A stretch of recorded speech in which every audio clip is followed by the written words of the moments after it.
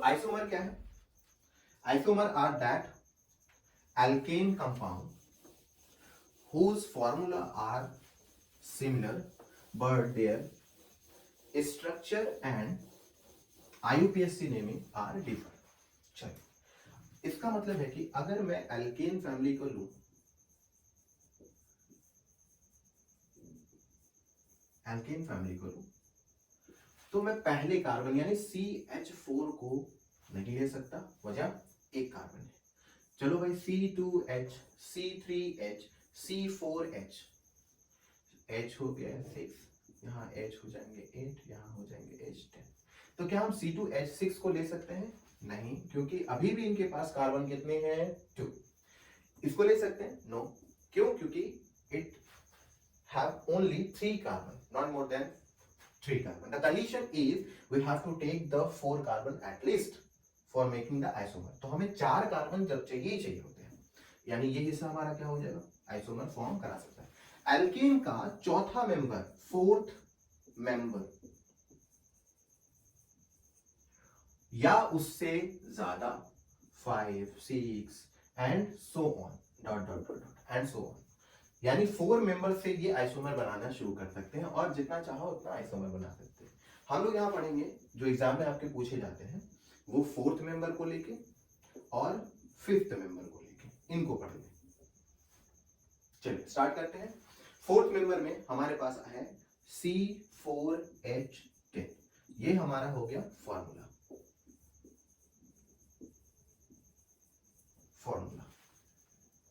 अब इसका basic structure क्या होता है? हमें बेसिक स्ट्रक्चर के लिए क्या देखना होगा? बेसिक स्ट्रक्चर के लिए सबसे पहले कार्बन को उठाइए। कितने कार्बन? 4। तो कार्बन को लगा दो लीनियर चेन में, 1 2 3 4 लगे।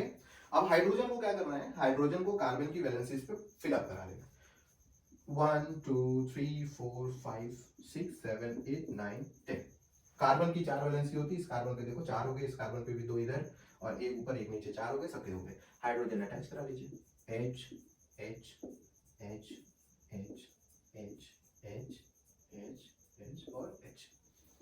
इनका स्ट्रक्चर फॉर्म हो गया, इन्हें बोलेंगे इनका स्ट्रक्चर फॉर्म हो गया।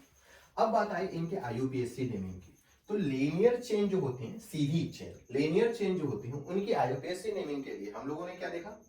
हमें IUPAC नेमिंग जब भी देनी हो तो हमारे पास रूल्स का होना जरूरी है। Single bond in, double bond in, triple bond YNE, और साथ ही साथ में नेम ऑफ कार्बन, जो नंबर में पाए जाते हैं उनके नाम याद होना जरूरी है। देखिए इनकी IUPAC नेमिंग के लिए कार्बन को काउंट करो, 1 2 3 4। एक इंपॉर्टेंट हिस्सा, very important, very very important, जब भी आप कार्बन को काउंट करोगे, कार्बन सिर्फ वही काउंट होगा जो लीनियर चेन में पाया जाता हो। कार्बन सिर्फ वही काउंट होगा जो लीनियर चेन में पाया जाता हो। अगर वो कार्बन ऊपर या नीचे है तो IUPAC से उसका कोई लेना देना नहीं है। तो 1 2 3 4 कितने कार्बन? 4 कार्बन। 4 कार्बन के लिए आता है ब्यूट, इसकी नेमिंग के लिए यहां लिख लेते हैं, इसका नाम आता है but, meth eth pro but. 4 carbon के लिए ब्यूट। कार्बन कार्बन के बीच में कितने बॉन्ड? सिंगल बॉन्ड, नाम आया ANE, ब्यूटेन। ये इसका क्या हो गया? IUPAC। अब क्या करना है? क्या हम 4 कार्बनों को यूज करके कोई और स्ट्रक्चर फॉर्म करा सकते हैं क्या? आइसोमर फॉर्म कराने के लिए कंडीशन लिखी हुई थी। कंडीशन पे जरा जाइए। कंडीशन पे था कार्बन, यानी अगर मैं इसको देखूं लास्ट वाले हिस्से को, ये कैसा दिखाई दे रहा है? देखिए ध्यान से, क्या ये -CH3 जैसा नहीं दिख रहा है? यानी एल्काइल ग्रुप। तो मैंने एल्काइल ग्रुप को क्या बोला था? यहां पर सब्स्टिट्यूएंट के फॉर्म में इस्तेमाल करेंगे। CH3 यानी एक कार्बन को अगर मैं यहां से निकाल लूं तो ये हो जाता है हमारा पहला कार्बन और ये हो जाता है हमारा आखिरी कार्बन, बीच में एक कार्बन की जगह बच जाती है। तो क्या हम इस कार्बन को इस कार्बन के ऊपर या नीचे अटैच कर सकते हैं? बिल्कुल कर सकते हैं। आइसोमर बिल्कुल इसी तरीके से बनता है। तो हमारा आइसोमर क्या फॉर्म होता है, देखिए हमने लीनियर चेन से 3 कार्बन को ले लिया। हाँ एक चीज का ख्याल रखिएगा, C4 है तो 4 कार्बन इस्तेमाल होंगे, ठीक है, C4 है 4 कार्बन इस्तेमाल होंगे। तो लीनियर चेन से हमने क्या किया, एक कार्बन को रिमूव कर लिया। चलो भाई इतना हिस्सा गायब। कार्बन की वैलेंसी पूरी करिए, 1 2 3 1 2 1 2 3 हो गया। हमें क्या करना है, इस कार्बन को उठाना है, पहले और आखिरी को छोड़ के बीच वाले के ऊपर या बीच वाले के नीचे कहीं पे भी अटैच कर लिया। मैंने ऊपर अटैच कर लिया, CH3। इसमें हाइड्रोजन को पूरा कर लो, H H H H H H और H। ये कौन सा ग्रुप जुड़ा हुआ है, ये ग्रुप है आपका अल्काइल ग्रुप, यानी चेन में ये एज अ सब्स्टिट्यूएंट काम करता है। क्या काम करता है, सब्स्टिट्यूएंट। तो अब हमें देखना है चेन में, लीनियर चेन में क्या कोई सब्स्टिट्यूएंट है, पता चला हाँ कार्बन ऊपर CH3 सब्स्टिट्यूएंट है। अब जरा चेक करते हैं आइसोमर की सारी प्रॉपर्टी फॉलो होती है। पहली प्रॉपर्टी, फॉर्मूला सेम होना चाहिए, C4H10 काउंट करते हैं, 1 2 3 4, नेमिंग के लिए नहीं काउंट कर रहे हैं, 1 2 3 4 कार्बन 4, हाइड्रोजन 10 है क्या चेक करते हैं, 1 2 3 4 5 6 7 8 9 10। वाह हमारा फॉर्मूला तो सही हो गया। स्ट्रक्चर जरा देखो, ओ स्ट्रक्चर यहां पर आ गए डिफर, यानी दो प्रॉपर्टी तो अब तक तो सही जा रही है।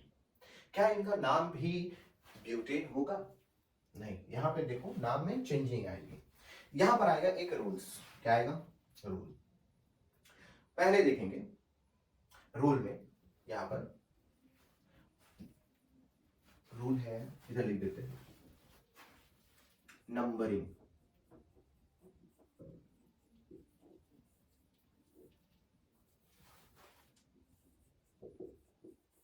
नंबरिंग ऑफ कार्बन, ठीक है, नंबरिंग ऑफ कार्बन। हमें क्या करना है, अगर ब्रांच मिल जाए तो उसकी नंबरिंग करनी है, अगर हमें ब्रांच मिल जाए तो उसकी नंबरिंग करनी है, ठीक है। नंबरिंग स्टार्ट कहां से होती है, नंबर 1 सबसे इंपॉर्टेंट हिस्सा नंबरिंग के लिए, ब्रांच के लिए। क्योंकि कार्बन देखो पहला हिस्सा हम लोगों ने कार्बन को कैसे अटैच किया, लीनियर में। हमने देखा कार्बन ब्रांच में भी अटैच हो रहा है। इससे पहले हम लोगों ने देखा कार्बन साइक्लिक भी बनाता है, यानी कार्बन के वर्सटाइल नेचर कितने हैं, 3। कार्बन लीनियर चेन में भी बॉन्ड बना सकता है, कार्बन ब्रांच में भी बॉन्ड बना सकता है, कार्बन साइक्लिक भी बॉन्ड बना सकता है। तो अगर कभी लीनियर में आया तो रूल्स तो है नहीं, लेकिन ब्रांच में आया तो रूल्स आ जाता है। रूल्स क्या है, हमें कार्बन की नंबरिंग करनी होती है, और कार्बन की नंबरिंग यहां देखिए, कार्बन की नंबरिंग किस चीज को देख के, सब्स्टिट्यूएंट को देख के करते हैं। अब नंबरिंग हमेशा और हमेशा किस में होगी, लीनियर चेन में। ऊपर और नीचे जुड़े हुए कार्बन की नंबरिंग नहीं की जाती। हमें यह देखना है कि सब्स्टिट्यूएंट लीनियर चेन के कार्बन में किस हिस्से से सबसे करीब पाया जाता है। क्या हम इधर से शुरू करें तो सब्स्टिट्यूएंट पहले मिलेगा, या इधर से शुरू करें तो सब्स्टिट्यूएंट पहले मिलेगा। जिधर से सब्स्टिट्यूएंट सबसे करीब में मिले नंबरिंग वहीं से शुरू होती है, यानी numbering of carbon should start from that carbon which are too closer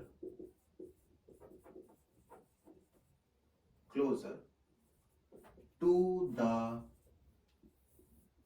substituent. Numbering of carbon should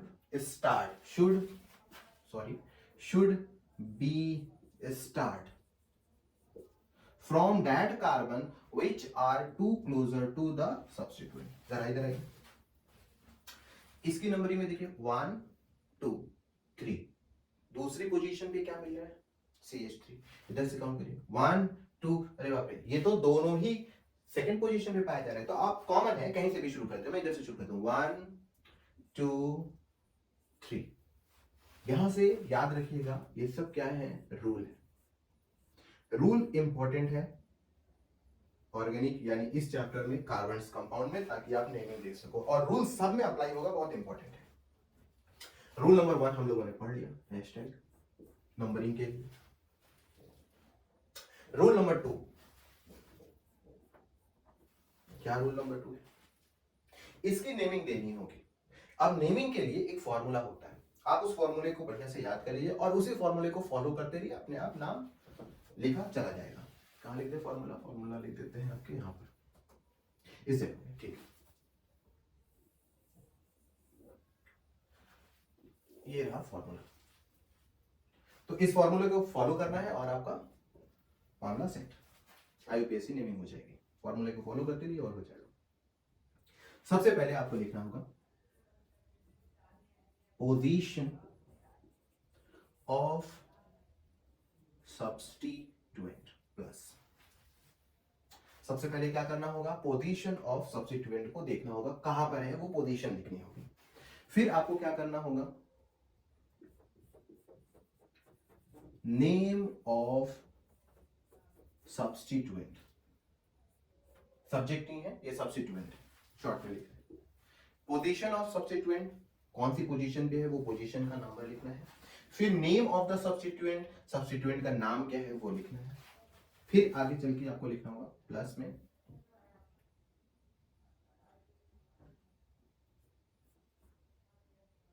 name of the carbon, कौन सा carbon? Linear chain, name of the carbon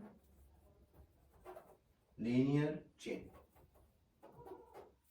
कौन सा कार्बन का नेम लिखना होगा? जो लीनियर चेन में होंगे। फिर लिखना होगा आपको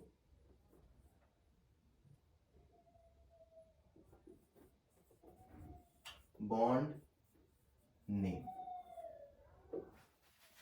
ये हमारी बेसिक है, ऐसे ही फॉर्मूले 2-3 और हैं, ये हमारी बेसिक है। अगर सिर्फ और सिर्फ सब्स्टिट्यूएंट जुड़ा है और कुछ भी नहीं है, सिंगल बॉन्ड है, तो हम इस फॉर्मूले को फॉलो करें और हमारा काम हो जाएगा। जरा चेक करते हैं क्या ये फॉर्मूला फॉलो होता है। देखो पोजीशन ऑफ सब्स्टिट्यूएंट, देखो पोजीशन क्या है? सेकंड, CH3 सब्स्टिट्यूएंट है, कौन सी पोजीशन पे? सेकंड पोजीशन पे।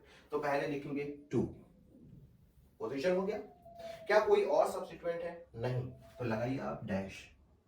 क्या लगाना है? डैश। पोजीशन हो गई। अब क्या लिखना है? Name of substituent CH3, CH3 का नाम क्या है? नाम क्या है? हमने देखा था CH3 डैश का नाम है मिथाइल। क्या नाम है? मिथाइल। तो CH3 जो जुड़ा हुआ है वो क्या है आपका? Methyl.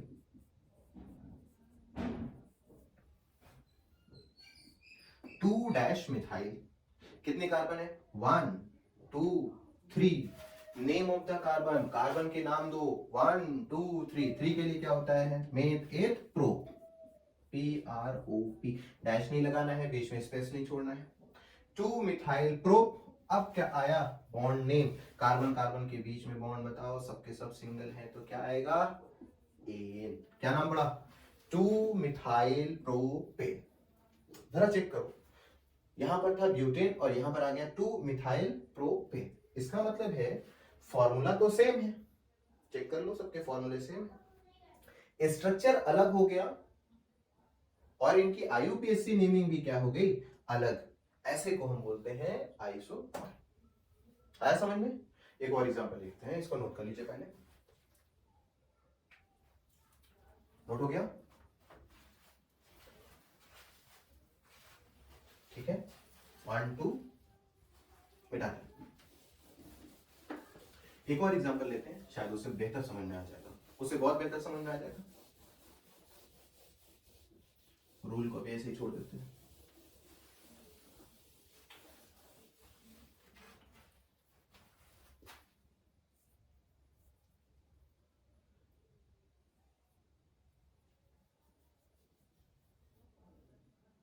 Fifth member ma'am of alkene family, fifth member of alkene family, उसको लेते हैं। इससे पहले हम लोगों ने फोर्थ मेंबर का लिया हुआ था। अब अगर फिफ्थ मेंबर का लेते हैं तो क्या हमारे पास आता है? देखिए, मान लेते हैं एग्जाम में आ गया फिफ्थ मेंबर का फॉर्मूला लिखिए, क्या होगा हमें मालूम है। ने आपको बता रखा है कि फिफ्थ मेंबर यानी एल्केन का जनरल फॉर्मूला क्या होता है, हम उसे भी अप्लाई कर लेते हैं, एक ट्राई मारते हैं और रिवाइज कर लेते हैं।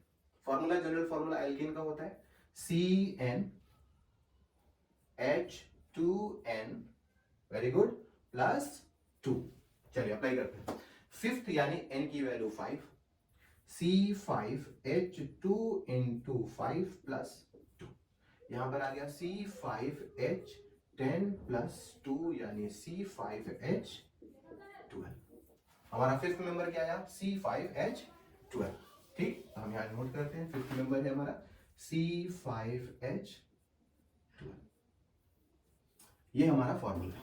अब इससे हमें देखना है कि कितने पॉसिबल आइसोमर बन सकते हैं। चलिए चेक करते हैं कितने पॉसिबल आइसोमर है। नंबर 1, सबसे पहला possible isomer linear chain, carbon को सीधे सीधे लगाइए, 1 2 3 4 5। अब क्या करना है, कार्बन की सारी वैलेंसीज को हाइड्रोजन से फिलअप करें, 1 2 3 H H H H H H H। इस तरीके से हम इसकी वैलेंसीज को क्या कर सकते हैं, फिलअप कर सकते हैं।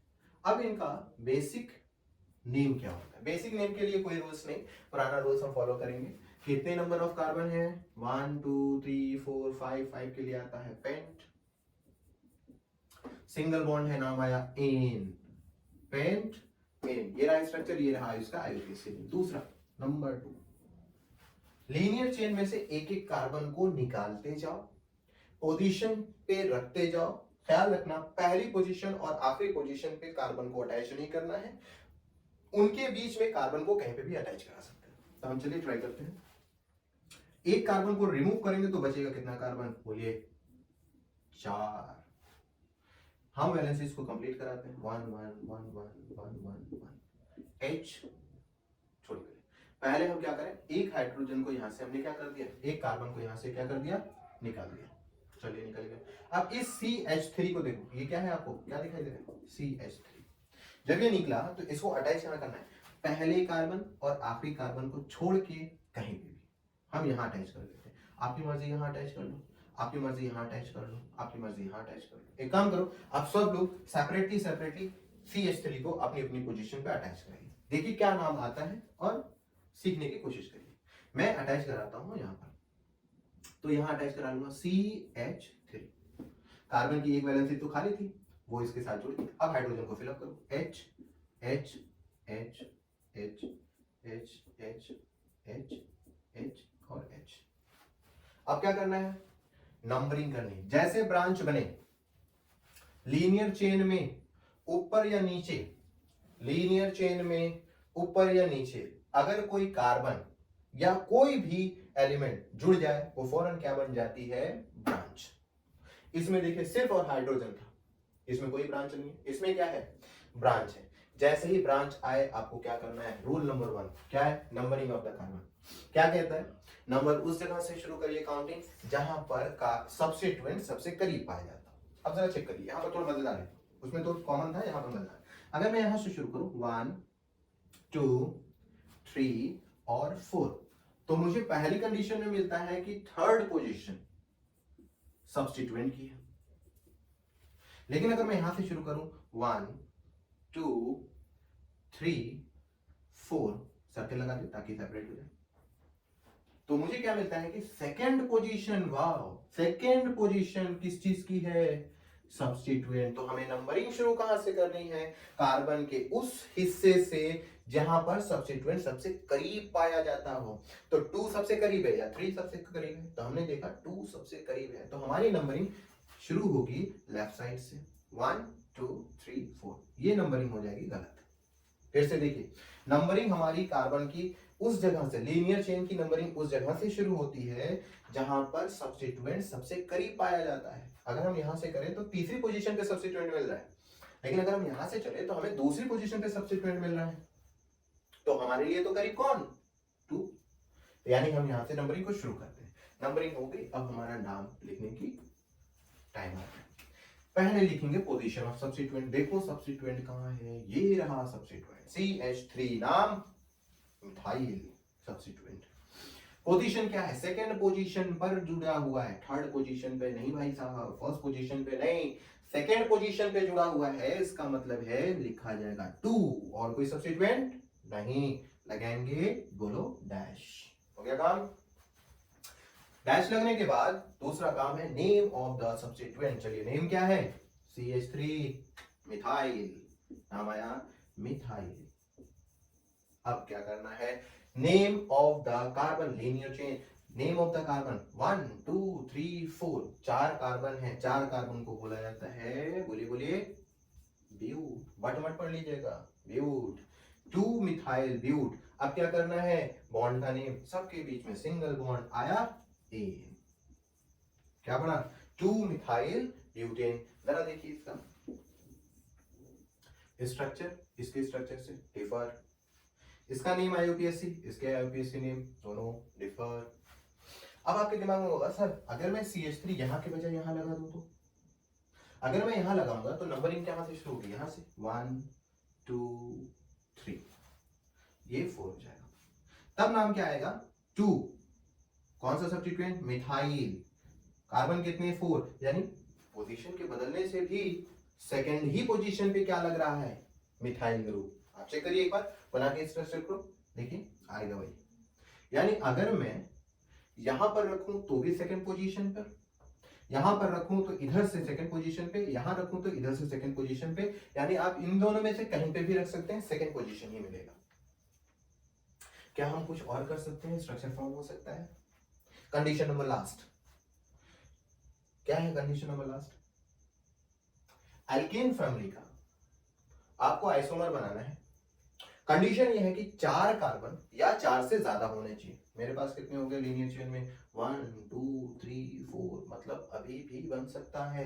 लीनियर चेन में 3 आ गए कार्बन, लीनियर चेन में 3 कार्बन, आइसोमर फॉर्म नहीं होगा। लीनियर चेन में 4 कार्बन, आइसोमर फॉर्म होगा। चलिए देखें क्या आइसोमर फॉर्म हो सकता है। तो यहां से मैं एक और निकाल लेता हूं,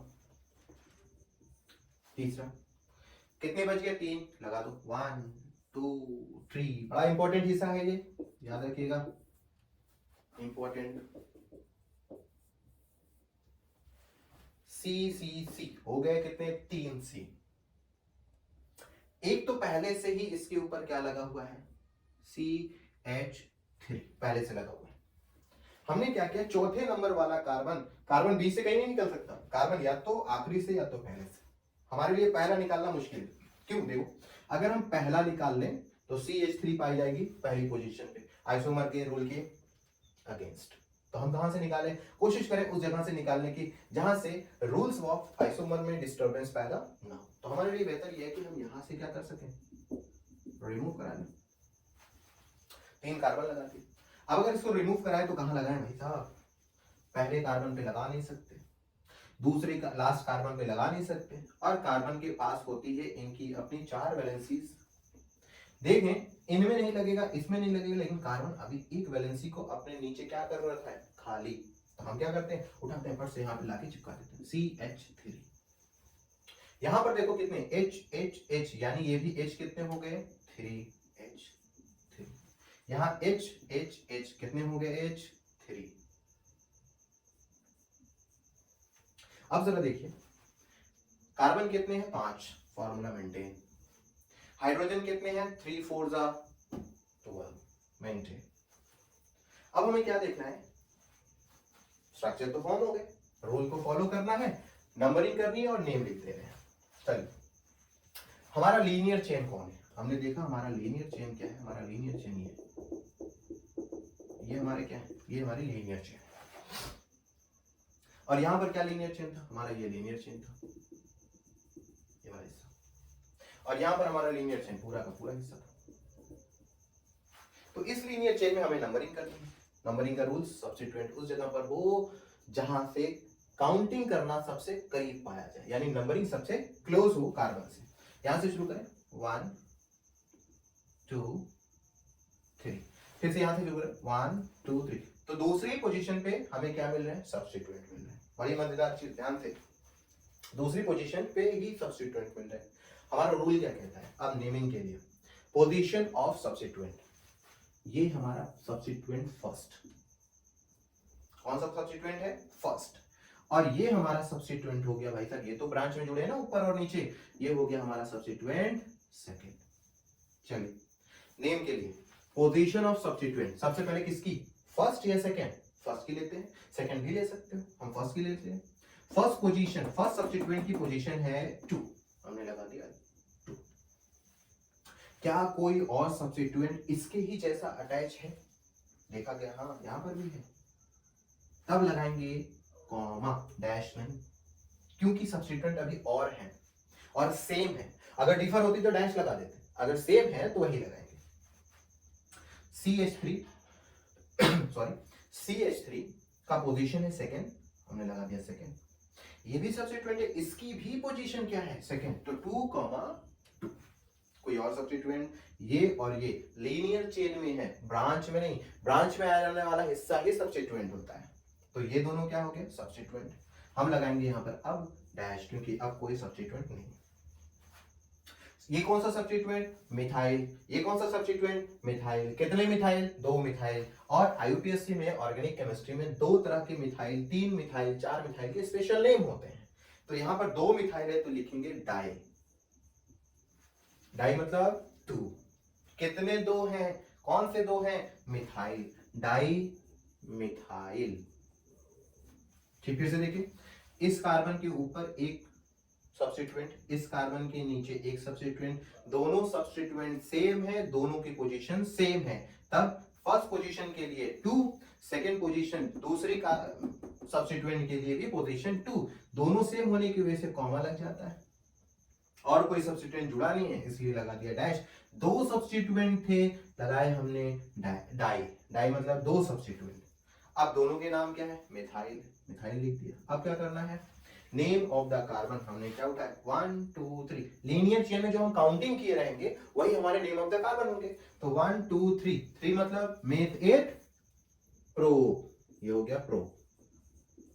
और इन सब के बीच में कितने बॉन्ड, सिंगल बॉन्ड, नाम आया एन, इनके जरा नेम देखिए, 2,2 di methyl pentane, sorry di methyl propane, तो ये हमारा आईयूपीएससी नेमिंग आ गया। ठीक है, तो ये हमारे 2 एग्जांपल थे जो बोर्ड में पूछे जाते हैं, बहुत इंपॉर्टेंट है। आइसोमर फॉर्म करते वक्त आपको प्रैक्टिस करने के लिए हम 2 आइसोमर और दे देते हैं, आप 6 मेंबर C6 और C7 में पॉसिबल आइसोमर फॉर्म कराते हैं। ख्याल रखिएगा, ध्यान रखिएगा, कभी भी आपके सिलेबस के हिसाब से आप सिर्फ सिंगल ब्रांच बनाइएगा, आप इसके ऊपर एक और मत चढ़ा दीजिएगा। जैसे यहाँ कार्बन है, कार्बन है, कार्बन है, आपने यहाँ CH2 और यहाँ पर CH3 लगा देना है, तो ये डबल ब्रांचिंग हो गई, जो आपके सिलेबस में यानी हाई स्कूल में, क्लास 10th में, सीबीएसई में नहीं पूछे जाते हैं, बेसिकली ये आते हैं, आप इनको करना है। ठीक है, तो आपको C6H7 में इस तरह की ब्रांचिंग नहीं करनी है, आपको ब्रांचिंग इस तरीके से करनी है, ख्याल रखना है। तब तक ब्रांचिंग करते जाओ, तब तक ब्रांचिंग करते जाओ जब तक बीच में 3 कार्बन ना आ जाए, तब तक कार्बन को निकालते जाओ और पोजीशन पे रखते जाओ जब तक उनके आईयूपीएससी नेमिंग सेम ना हो जाए। अगर आईयूपीएससी नेमिंग सेम हो जाती है तो वो आइसोमर नहीं है, अगर वो आईयूपीएससी नेमिंग डिफर देते हैं और स्ट्रक्चर भी डिफर देते हैं पर उनका फॉर्मूला सेम है, तब कहलाएगा वो आइसोमर। ठीक है, चलिए इसे नोट कर लीजिए फट से। हमारा लास्ट टॉपिक है होमोलॉगस सीरीज, इसको लेके चलते हैं। और होमोलॉगस सीरीज आपके बोर्ड में हर बार आने वाला सवाल है जो 3 मार्क्स में पूछे जाते हैं। ठीक है, होमोलॉगस सीरीज तो very very important, very important, फट से नोट कर लीजिए।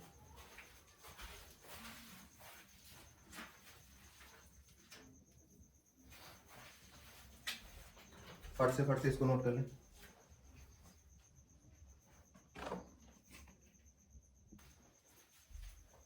नोट हो गया, चलिए मिटाते हैं इसको। अगली टॉपिक लगा लीजिए, होमोलॉगस सीरीज। होमोलॉगस सीरीज नाम से ही लगता है, होमो मतलब घर, एक जैसा लगने वाला। होमो मतलब सब लोग मिलजुल के, होमो मतलब सब लोग मिलजुल के, होमोलॉगस सीरीज। अब होमोलॉगस सीरीज किसकी होती है, पहले तो जाने होमोलॉगस होता क्या है। वर्ड होमोलॉगस यहीं पे कर लेते हैं। लास्ट टॉपिक है हमारा, आइसोमर कंप्लीट हो गया। होमो, होमो मतलब होता है सेम,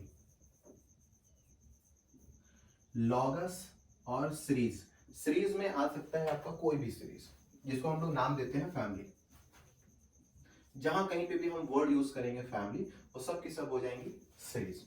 अब हर सीरीज हर फैमिली में कुछ ना कुछ सेम होगा, और वो जो सेम होगा वो होगा CH2। क्या सेम होगा? CH2 मॉलिक्यूल्स सेम होंगे, या फिर उनके बीच में पाए जाने वाले मास का डिफरेंस अगर निकाला जाए तो वो 14U होगा। तो सेम होमोलॉगस सीरीज क्या है? ऐसी फैमिली जिनके सक्सेसिव हाइड्रोकार्बन को अगर डिफर किया जाए तो हमें आंसर में क्या मिलेगा? CH2, या 14U अगर हम इनके मास को माइनस करें, हमेशा सेम मिलेगा, उसे बोलते हैं होमोलॉगस सीरीज। एग्जांपल देखते हैं, बहुत अच्छे से समझ में आएगा। देखिए तरह होमोलॉगस सीरीज, तो हम लोग होमोलॉगस सीरीज में एल्केन को ले लेते हैं, क्योंकि एल्केन भी क्या है? एक फैमिली है, एल्केन फैमिली। चेक करना है क्या एल्केन फैमिली होमोलॉगस सीरीज है। होमोलॉगस सीरीज की शर्त क्या है? अगर मैं दो कंपाउंड जो कि सक्सेसिव में पाए जाए, ऊपर वाला या नीचे वाला, एक दूसरे को छोड़ छोड़ के नहीं, अल्टरनेटिवली नहीं, ऊपर वाला तो नीचे वाला, इन दो कंपाउंडों को अगर मैं डिफर करूं यानी सब्सट्रैक्ट करूं, तो क्या उनके बीच में मॉलिक्यूल्स का डिफरेंस CH2 आता है? या फिर उनके मास में डिफर पैदा करूं यानी माइनस करूं तो क्या 14U आता है? अगर ये दोनों आ गए तो वो होमोलॉगस सीरीज कहलाएंगे। तो होमोलॉगस सीरीज की शर्तें क्या है? किसी भी फैमिली के एडजेसेंट या सक्सेसिव कंपाउंड को माइनस करने पे उनका मॉलिक्यूलर फॉर्मूला CH2 आना चाहिए, या फिर उनके मास में डिफरेंस 14U का आना चाहिए, तब हम कहेंगे वो क्या है? होमोलॉगस सीरीज है। चलो चेक करते हैं, क्या एल्केन फैमिली होमोलॉगस सीरीज है? चेक करते हैं, मेंबर लिख लेते हैं। CH4, C2H6, C3H8, C4H10, C5H12। इसी तरीके से हम लोग दूसरे वाले का, डबल बॉन्ड वाले का लिख लेते हैं, जिसको हम लोग बोलते हैं इन या एल्कीन फैमिली, पूरा लिखेंगे एल्कीन। और इसी में तीसरा भी लिख लेते हैं एल्काइन, ट्रिपल बॉन्ड वाला।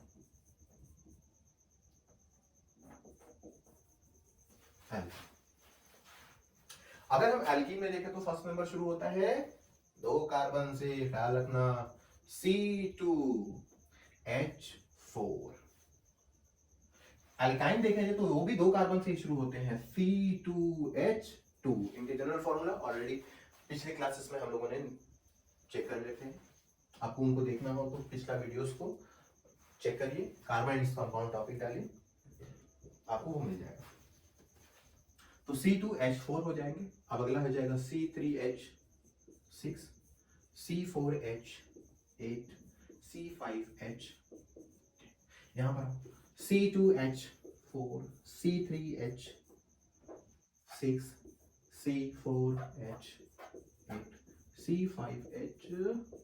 यहां पर ठीक, यहां गलत हो गया थोड़ा सा।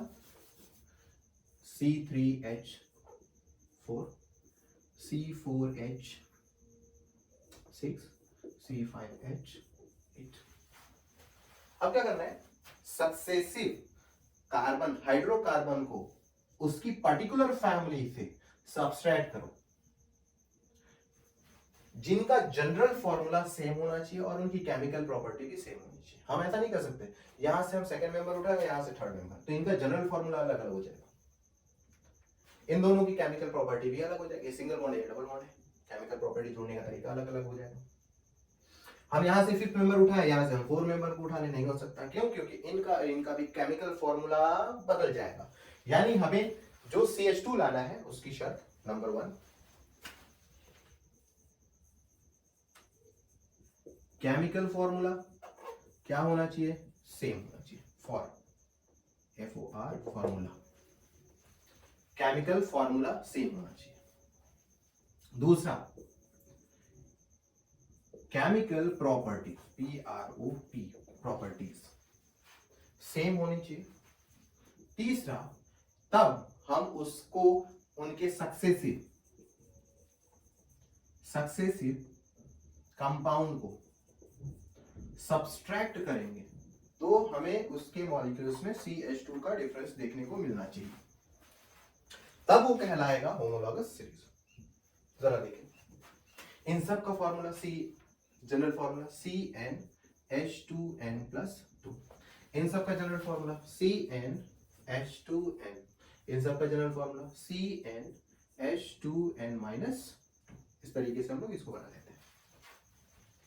अब जरा देखो सक्सेसिव में हम इसको लेते हैं तो हमें इसे लेना पड़ेगा और इनको दोनों को डिफरेंट करना होगा। तो लेते हैं C5H12 और लिखते हैं C4H10 और इनको सब्सट्रैक्ट कर लेते हैं। देखते हैं हाइड्रोजन 12, हाइड्रोजन 10, कितने हाइड्रोजन बच गए? 2।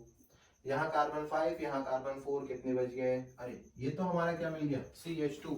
यानी पहला हिस्सा होमोलॉगस सीरीज क्लियर। अब दूसरा हिस्सा आपको क्या करना है? मास कैलकुलेट करना है। C5H12 कार्बन का मास, कार्बन के मास होते हैं 12U, कार्बन का मास होता है 12U। इस पूरे कंपाउंड का मास कितना है? चलो कैलकुलेट करते हैं। C multiply by 5 plus hydrogen multiply by 12, carbon का मास 12 मल्टीप्लाई बाई 5 प्लस हाइड्रोजन का मास 1 मल्टीप्लाई बाई 12। मास के बारे में और कैलकुलेशन के बारे में आपको प्रीवियस क्लासेस में आपको बताया गया होगा, क्लास 9th में वहां पर सिखाया गया होगा। चलिए यहां पर अगर मल्टीप्लाई करें तो आता है 12 5 60 प्लस 12 1 बोलो 12 प्लस करेंगे आएगा 72। नीचे वाले पे चलते हैं, इनके मास को कैलकुलेट करते हैं। ये हो गया इसका मास, इसका मास कैलकुलेट करते हैं। Carbon 12 multiply by 4 plus hydrogen 1 multiply by 10। अब 12 4 48 प्लस ये हो जाएगा 10, मल्टीप्लाई करेंगे प्लस करेंगे तो कितना आएगा इनका मास? 58। अब हमें क्या करना है? इन दोनों मास को डिफर करना है। 72 माइनस 58 आंसर 48। ये भी फॉलो हो गया। मतलब या तो CH2 आ जाए या तो 14 आ जाए, दोनों आ गए तो वाह वाह। अगर CH2 आ जाता है तो 14U आएगा डेफिनेटली। तो इसका मतलब है एल्केन में first second third fourth member और फिफ्थ मेंबर होमोलॉगस सीरीज है। फोर्थ और फिफ्थ होमोलॉगस सीरीज है सेम फैमिली का। इसी तरीके से आप 2 और 3 को भी माइनस करो तो देखने को मिलेगा 8 में से 2 गया 2, 8 में से 6 गया 2, 3 में से 2 गया 1, C2H4 CH2 बन गया यहाँ पर भी। यानी ये पूरा का पूरा हिस्सा देखने में क्या लग रहा है? एक होमोलॉगस सीरीज है। इसमें जरा चेक करो, इसमें भी आपको होमोलॉगस सीरीज मिलेगा। सेम पैटर्न पे आपको माइनस करना है, सेम पैटर्न पे आपको माइनस करना है, होमोलॉगस सीरीज हो जाएगा। जरा इसको चेक कर लो। अगर इसको सब्सट्रैक्ट किया जाए तो 8 से 2 यानी हाइड्रोजन कितने हो गए? 2, कार्बन कितने बच गए? 1। यानी ये दोनों भी क्या हो गए? सेम होमोलॉगस सीरीज से बिलोंग करते हैं। यानी एल्काइन का first second third fourth, third और फोर्थ एल्काइन का कौन सा रोल प्ले करा रहा है? होमोलॉगस सीरीज बना रहा है।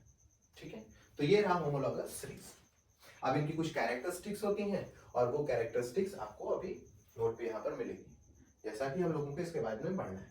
और कुछ क्वेश्चन है जो इंपॉर्टेंट है, 1-2 क्वेश्चन हम लोग कर लेते हैं जिससे हम लोगों को मदद मिल जाएगी। फट से इसको नोट कर लीजिए, फिर हम लोग पढ़ते हैं कैरेक्टरिस्टिक्स के बारे में।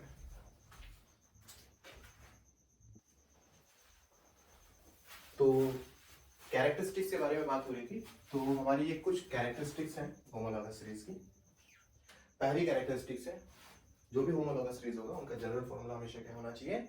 सेम होना चाहिए। जनरल फॉर्मूला बदलना ही नहीं चाहिए। हमने यहाँ पे एग्जांपल के तौर पे बताया, अगर आप एल्केन फैमिली लेते हैं तो आप एल्कीन को उसके साथ मर्ज नहीं करा सकते, क्योंकि उनके जनरल फॉर्मूला क्या हो जाएंगे? अलग हो जाएंगे। दूसरी चीज है differ by same molecular formula CH2। अगर आप उनकी सक्सेसिव कंपाउंड को माइनस करते हैं तो उनकी जो मॉलिक्यूलर फॉर्मूला आपको मिलेंगे माइनस करने के बाद, वो हमेशा सेम होंगे। और वो कितने होंगे? CH2।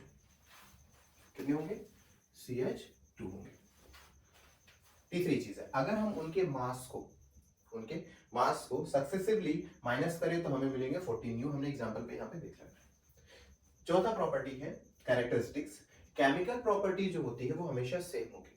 अगर सेम फैमिली से बिलोंग करते हैं, इसका मतलब है एल्केन से बिलोंग करेंगे तो सब में सिंगल बॉन्ड, एल्कीन से बिलोंग करेंगे सब में डबल बॉन्ड, एल्काइन से बिलोंग करेंगे तो सब में ट्रिपल बॉन्ड। इसका मतलब सबके जुड़ने की प्रॉपर्टी एक जैसी, सबका मेल्टिंग पॉइंट बॉइलिंग पॉइंट सबका एक जैसा नहीं होगा। क्यों? क्योंकि वो आ जाती है फिजिकल प्रॉपर्टी में। कंबाइन करने की प्रॉपर्टी जो होती है वो केमिकल प्रॉपर्टी होती है। तो केमिकल प्रॉपर्टी हमेशा क्या होंगी? सेम होंगी, बट फिजिकल प्रॉपर्टी चेंज होगी। कैसे? अगर आप उनके मास को बढ़ाते हैं, अगर आप उनके मास को इंक्रीज करते हैं तो उनकी मेल्टिंग पॉइंट बॉइलिंग पॉइंट भी इंक्रीज कर जाएगी। यानी फिजिकल प्रॉपर्टी ग्रेजुअली लगातार इंक्रीज कर सकती है या लगातार डिक्रीज कर सकती है अगर आप मॉलिक्यूल्स को बढ़ाते हैं या मॉलिक्यूल्स को घटाते हैं। अगर आपने मॉलिक्यूल्स के मास को बढ़ा दिया तो उनकी फिजिकल प्रॉपर्टी इंक्रीज कर जाएगी, यानी मेल्टिंग पॉइंट इंक्रीज कर जाएगी।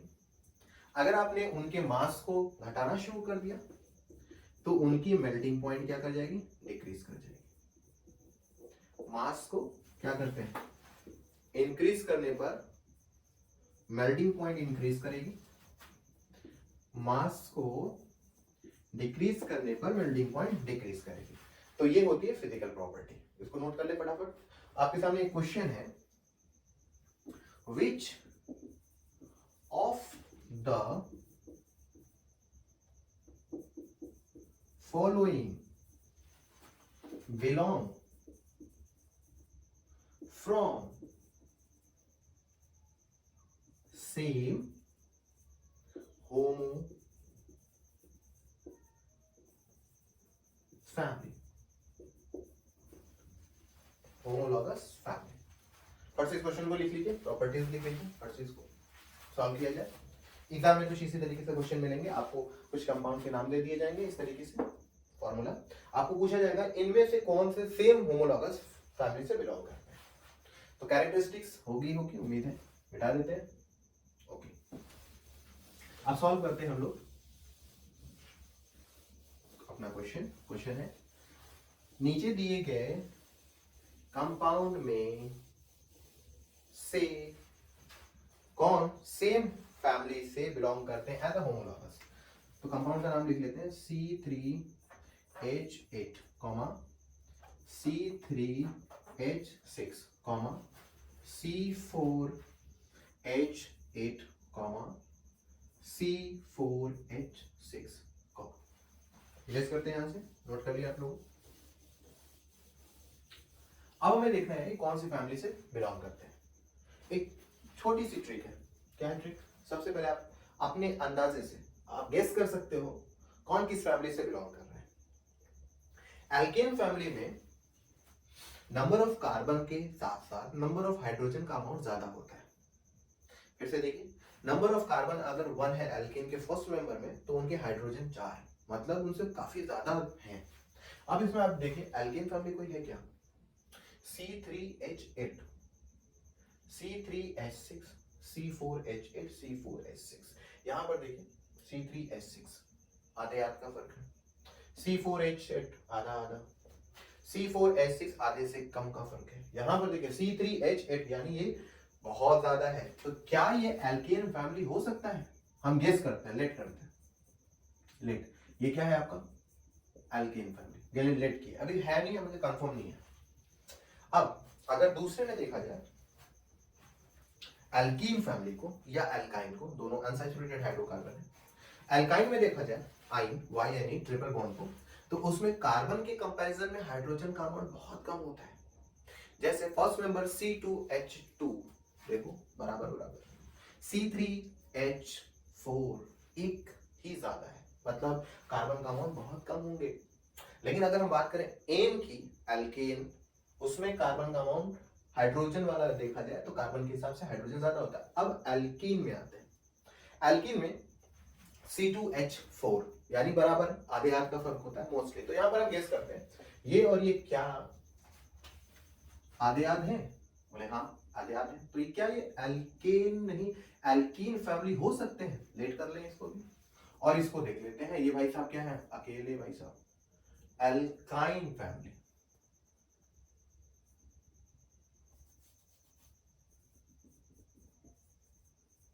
ये क्या हो जाएंगे, एल्काइन फैमिली। अब होमोलॉगस सीरीज की इस तरह के क्वेश्चन को सॉल्व करने का सबसे बेस्ट तरीका, पहला आप कर लो लेट। दूसरा सबसे इंपॉर्टेंट, अगर इसे फॉलो नहीं करेंगे तो कहीं कहीं क्वेश्चन में आके फंस जाएंगे, और फंसना बोर्ड में बिल्कुल भी नहीं है। हमें अच्छे से नंबर लेके आना और अच्छे से पास आउट होना है, परसेंटेज मजबूत बनाना है और आगे बढ़ना है। कैसे होगा, सबसे पहले जानिए उनका सबका जनरल फॉर्मूला। अगर ये एल्केन का जनरल फॉर्मूला याद रखो, CnH2n+2। अगर जनरल फॉर्मूला मैं बोलूं लिखूं तो आप भी साथ साथ में रिपीट करिए, इसे याद करने में आसानी होगी। एल्कीन का जनरल फॉर्मूला CnH2n। बहुत सारे बच्चों को याद हो गया हो, इनको नहीं याद है वो बस रिपीट करें, अपने आप याद हो जाएगा। एल्काइन में CnH2n-2। अब चेक करना है इन फॉर्मूले पे खरा कौन उतरता है, वो होगा सेम फैमिली का। अगर सेम फैमिली होता है तब दूसरी कंडीशन, उनके सक्सेसिव कंपाउंड को माइनस करने पे CH2 आना चाहिए। तो पहले तो हमें पता लगाना है सेम फैमिली है या नहीं है। चलो इसको देखते हैं, एल्कीन से शुरू करते हैं, C3H6।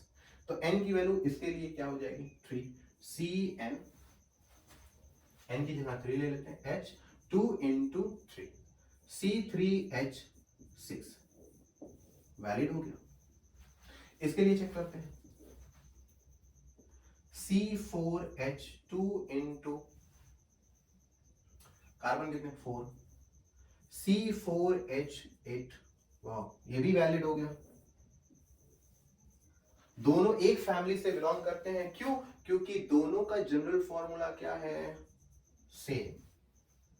क्या ये भी है, नहीं, देखो इसी पे अप्लाई कराओ, CnH2n चेक करो, C n कितने 4, H कितने 2 × n की जगह पर 4 - 2, C4H 4 2 8 -2 C4H6 C4H6।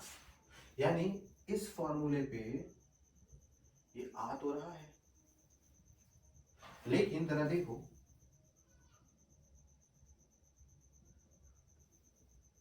इस फॉर्मूले पे ये आ रहा है। अगर मैं इस फॉर्मूले पे इसको अप्लाई कराऊं इस फॉर्मूले पे, तो ये फॉलो ही नहीं करेगा, मतलब ये अलग फॉर्मूले पे बिलोंग करता है और ये भाई साहब अलग फॉर्मूले पे बिलोंग करते हैं। तो अब हमें दो कंपाउंड ऐसे मिले जो सेम फैमिली से बिलोंग करते हैं, वो थे हमारे C4H8 और दूसरे थे C3H6। अब इनके सक्सेसिव को सब्सट्रैक्ट करो, मिलेगा क्या, CH2। हम कह सकते हैं कि ये एल्कीन